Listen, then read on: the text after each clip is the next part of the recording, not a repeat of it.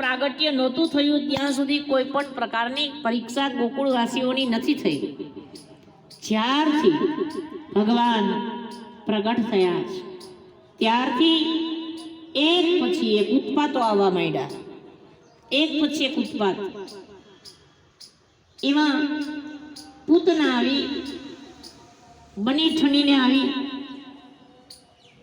સુંદરી બનીને આવી અને ભગવાનને મારવા માટે આવી. હવે આ તો જગત છે ભાઈ. સીતા અને ઘોર જંગલમાં પુત્રો એ પોતે જણાવ્યા છે. કલમ ધ્રુજે છે અમારી લખતા પાપ પોથીની. કવિ કે છે એ સીતા વનમાં જતા હતા ત્યારે રોકવા વાળા ઘણા હતા, પણ રામે ત્યાગ કર્યો સગર્ભા સ્થિતિમાં. ત્યારે સીતાજીને રોકવા વાળું અયોધ્યામાં કોઈ નહોતું.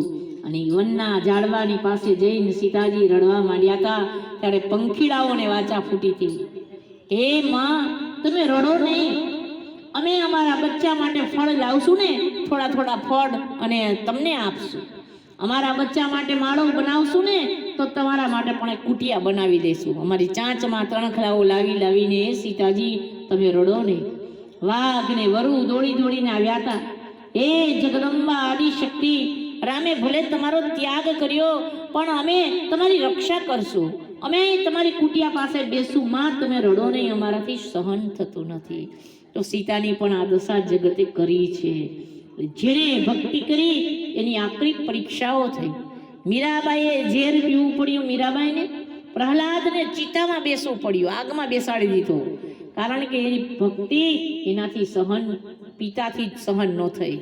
અને પ્રહલાદની કસોટી આટલી બધી થઈ જેની સીમા નહીં.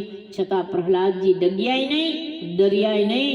જેને જે કરવું એ કરે, મરવું તો એકવાર છે પણ હું નારાયણનું નામ નહીં છોડું. મીરાબાઈએ કહી દીધું કે નહીં છોડું, નહીં છોડું, નહીં છોડું. શ્યામ